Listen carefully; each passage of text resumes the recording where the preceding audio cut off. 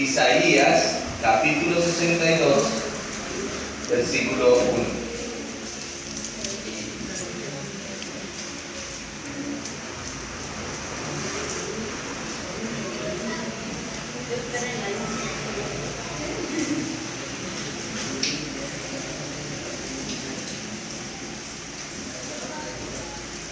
Isaías 62. Con este versículo terminé la preparación del sermón, pero quiero iniciar con él. Miren ustedes cómo dice la Escritura: por amor de Sión no callaré, y por amor de Jerusalén no descansaré, hasta que salga como resplandor su justicia, y su salvación se encienda como antorcha. Entonces verán las gentes tu justicia y todos los reyes tu gloria. Y te será puesto un nombre nuevo, que la boca de Jehová nombrará. Y serás corona de gloria en la mano de Jehová, y diadema de reino en la mano del Dios tuyo.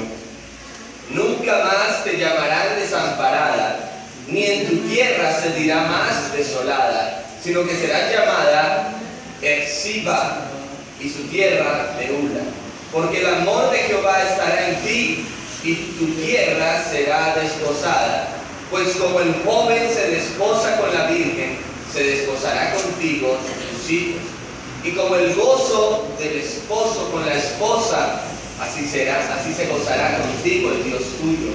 Sobre tus muros, oh Jerusalén, he puesto guardas todo el día y toda la noche. No callarán jamás. Los que os acordáis de Jehová, no reposéis. Sobre tus muros, oh Jerusalén, he puesto guardas todo el día y toda la noche. No callarán jamás los que os acordáis de Jehová, no reposéis. Y he querido comenzar con este versículo y este pasaje de la Escritura, pronunciado por el profeta Isaías hace 600 años, pero que ilustra nuestra situación ahora y lo que hemos venido estudiando acerca del avivamiento. Sobre tus muros, oh Jerusalén, he puesto guardas. Guardas que no callarán, guardas que estarán allí de continuo, cuidando al pueblo, cuidando el lugar de la morada del pueblo de Dios, del Dios vivo, del Dios santo. Jerusalén.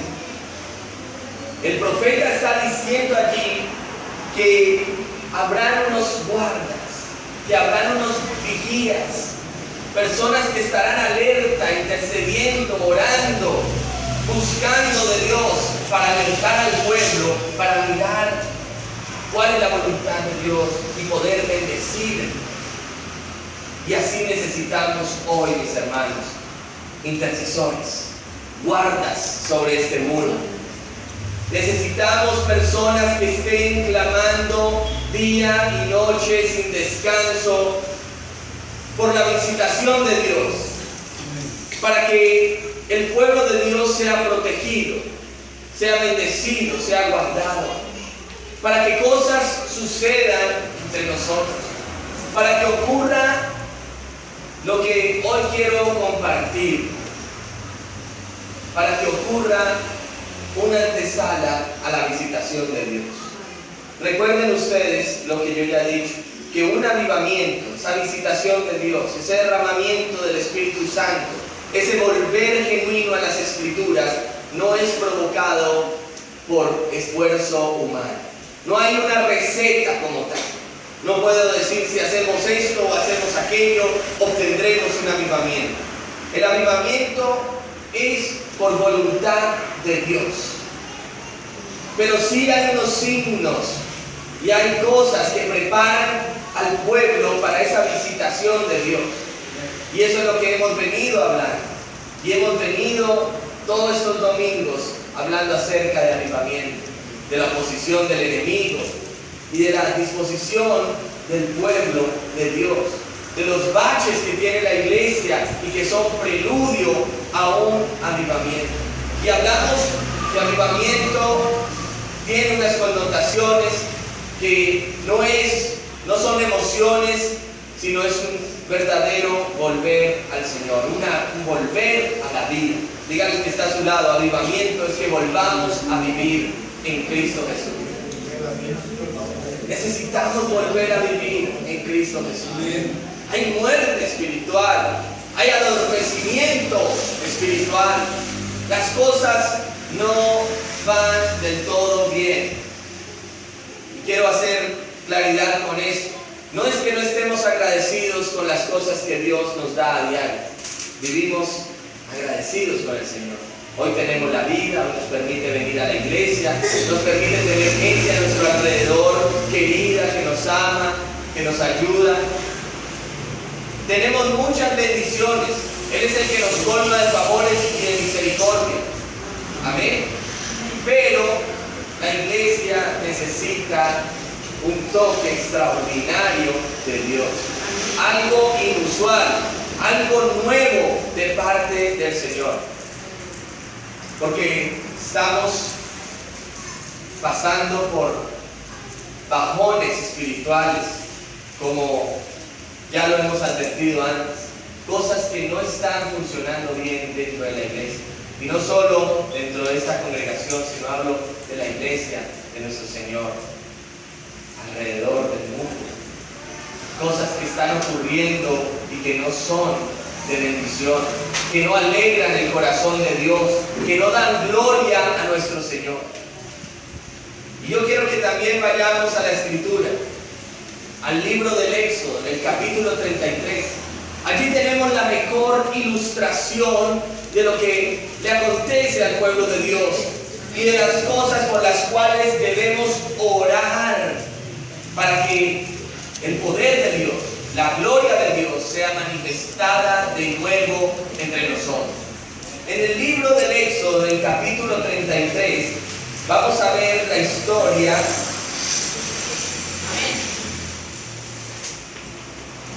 Éxodo en el Antiguo Testamento, capítulo 33, y vamos al versículo 1. Amén.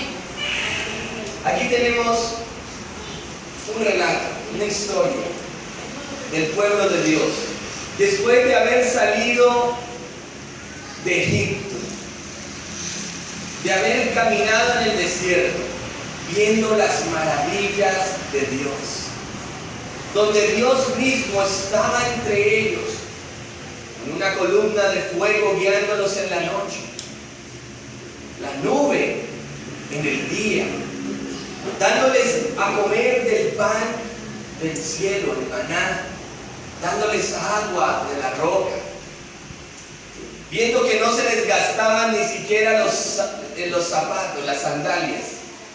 Vieron milagros, maravillas, y quiere decir cómo los sacó de Egipto, cómo las plagas cayeron, y aunque el faraón se endurecía por la mano de Dios, Dios hacía cosas maravillosas en favor del pueblo, delante de todos.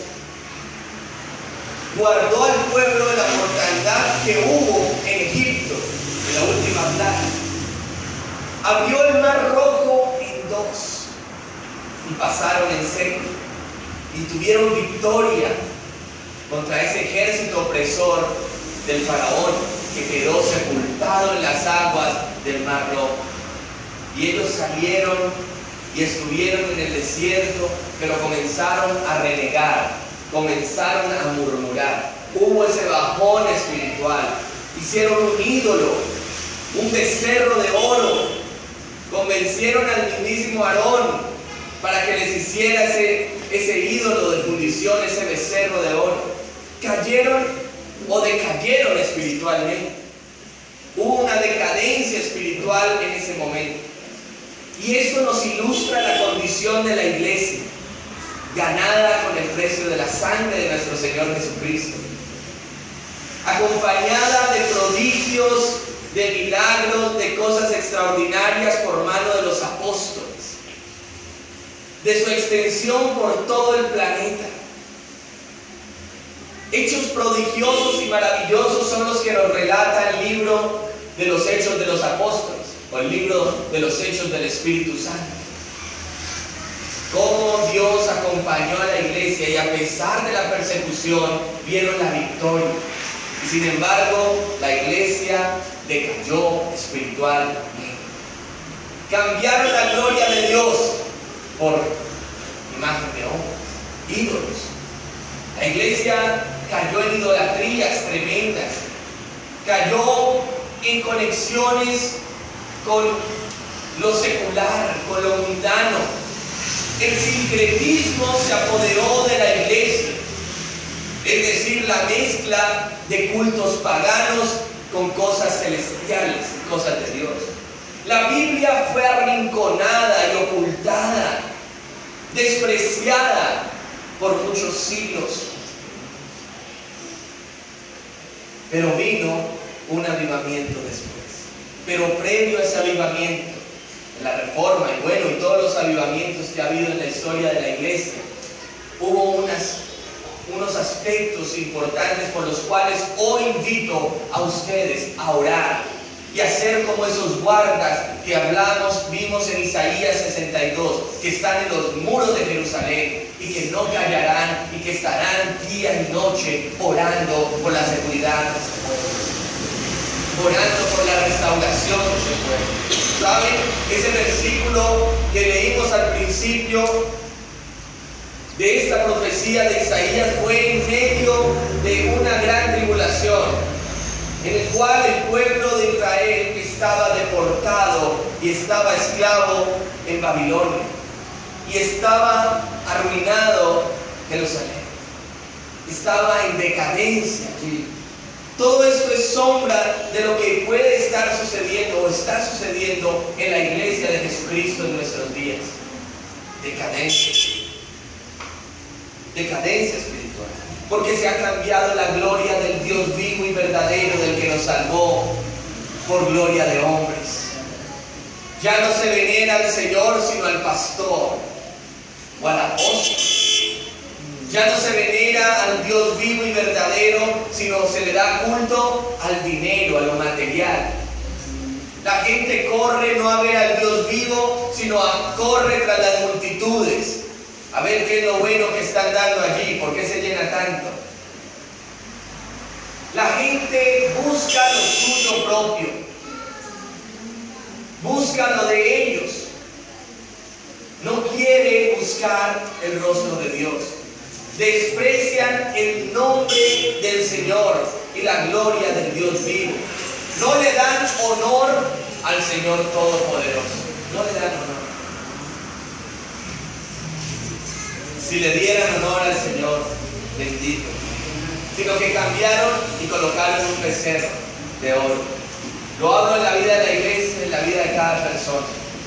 Entonces las familias también generan un centro de adoración, y no propiamente del Dios vivo, sino de sus propios intereses, sus propios gustos, sus propias cosas, y no se despojan de ello para conocerle al Dios vivo y buscar el rostro del Señor. Así que hay una condición de pecado, de decadencia espiritual, así como la hubo en Israel, así como la hemos visto en varios periodos de la iglesia. Hoy en día hay una decadencia espiritual. Hay una decadencia espiritual. Usted puede decir, pero hay muchas emociones. Yo fui a tal iglesia y vi caer la gente. Pero a veces son emociones nada más.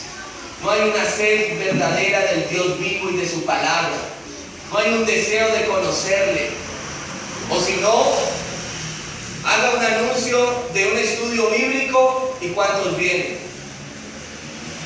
Pero diga, va a haber una fiesta espiritual, ahora que me llaman de cantidad de maneras, y van a haber milagros y van a haber cosas, y todos se llenan.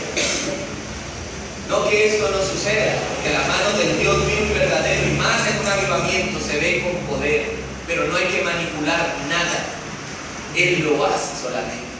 Él viene y visita a su pueblo y despierta los corazones y sana y toca y restaura y liberta y quiere, como quiere. Ese es el Señor. Y hay decadencia espiritual. Y así lo hubo en el pueblo de Israel. A través de este relato vamos a ilustrar aquello que ocurrió y aquello que debe pasar para que tengamos un glorioso avivamiento. Miremos por favor Éxodo capítulo 33 y leamos hasta el versículo 4. Alguien que me ayude, por favor.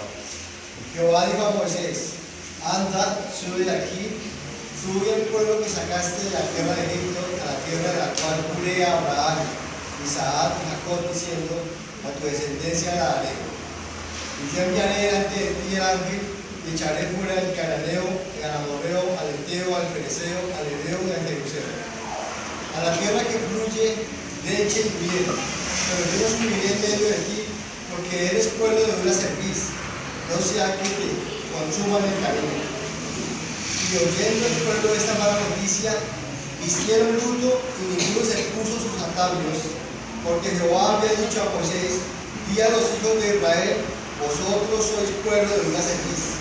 En un momento subiré en medio de ti y te consumiré. Quítate pues ahora tus atavios, para que yo sepa lo que te he de hacer. Amén. Gloria a Dios. Miren ustedes, lo primero que debemos hacer es un autoexamen, un reconocer la condición de pecado.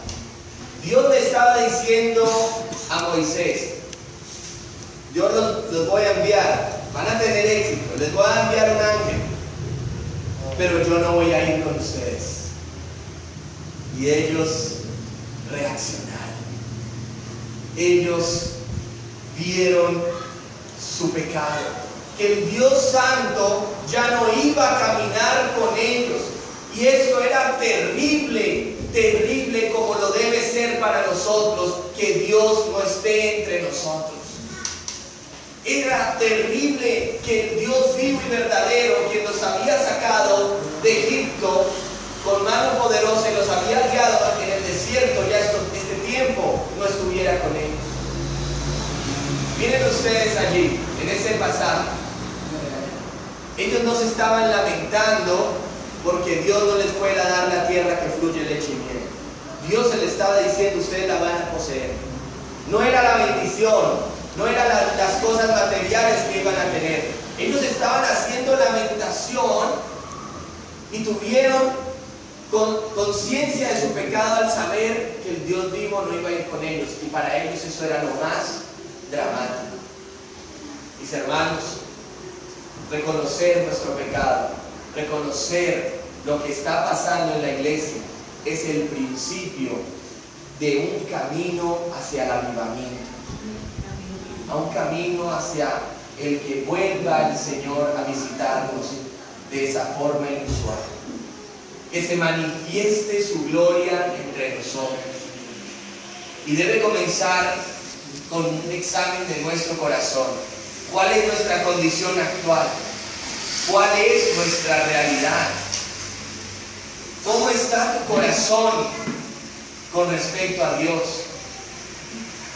Ya hemos hablado acerca de la preocupación que debe existir en nosotros, pero hoy, finalizando esta serie que comenzamos hace varios domingos, quiero que realmente la iglesia salga de esa comodidad en la que está y se ponga en el camino hacia un avivamiento, y que retomemos estos pasos, que reconozcamos nuestro pecado, que reconozcamos nuestra condición delante del Dios Santo, del Dios lindo, perfecto, bueno, grande y temible. Conozcamos eso, que Dios esté entre nosotros, que es lo mejor que nos puede pasar. Que Dios no esté con nosotros es terrible. Y ahí más adelante lo vemos, lo que dijo Moisés: si tu presencia no ha de ir con nosotros, no nos saques. Si tu presencia, Señor, no está con nosotros, ¿para qué tenemos una iglesia? ¿Para qué anhelamos ir al campo misionero si Él no va con nosotros? ¿Para qué? para que a través de métodos, esfuerzos humanos, patrocinios, logremos algunas cosas. No, yo prefiero no hacer eso. Yo prefiero un Dios vivo y verdadero en medio de nosotros. Yo prefiero que Dios se manifieste entre nosotros y a donde nos lleve, así sea hasta allí donde está el carrito rojo. Así sea hasta allí, pero si Dios está con nosotros, viviré feliz, moriré feliz, para la gloria del Señor. Hermanos, estamos en tiempos en los cuales muchos dicen tener un avivamiento, y yo lo pongo en duda. Muchos dicen tener un avivamiento porque llenan sus templos, porque tal vez van a lugares donde es difícil ir por cuestiones económicas, pero tienen el dinero. Dicen que quieren avivamiento porque tienen 1000 asistencias a niños y a adultos, porque tienen programas organizados, actividades cada rato, porque todo funciona como un relojito. Hermanos, pero tienen, como también lo habíamos estudiado, enseñanza bíblica defectuosa, enseñanza bíblica muerta. Entonces, ¿será esto un avivamiento o será fruto de la organización humana? ¿Será fruto de los esfuerzos humanos? Uno lo pone en duda. Mis hermanos, pero debemos reconocer que sin Dios no haremos nada. Si Dios es con nosotros, ¿quién contra nosotros? Mejor es un día en la casa del Señor que 1000 años fuera de ella. Prefiero un rincón en la casa del rey que todo un palacio. Yo prefiero estar con el Señor, y así lo entendió el pueblo de Israel. Por eso en el versículo 4 vemos que oyendo el pueblo esta mala noticia, que Dios no esté con nosotros, es una pésima noticia. Y el pueblo, oyendo esta mala noticia, vistieron de luto y ninguno se puso sus atavíos. Se despojaron de sus cosas que para ellos eran preciadas a fin de tenerlo. ¿Recuerdan las palabras del apóstol Pablo?